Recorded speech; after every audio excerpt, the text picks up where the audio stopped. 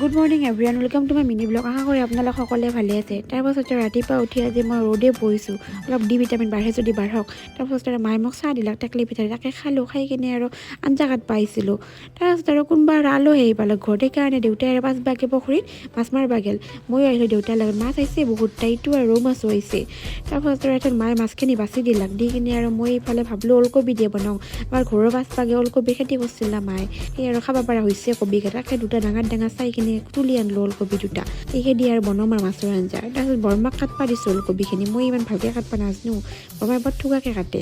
তাৰপিছত আৰু মাছখিনি ভাজিলোঁ, ভাজি কিনে এথেন আৰু বনাওঁ আৰু আঞ্জাখন আৰু চৌকাত বনাই মই ভাল পাওঁ ঠাণ্ডাৰ দিনত। তাৰপাছত আৰু মাছখিনি আৰু দিব পৰা হৈছে, আঞ্জাত দিলোঁ আৰু মাছখিনি দিয়াৰ পাছত আঞ্জাখিনি হৈয়ে গ'ল।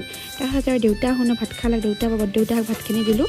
তাৰপাছত আৰু মই টোপনি আহিছিলোঁ, ভাত চাত খাই উঠলোঁ টোপনিৰ পৰা। উঠি কিনে আৰু ভাটিবেলা চাহ আৰু পিঠা বনাইছোঁ, পিঠা আৰু চাহ খাওঁ দিয়ক। Bye bye.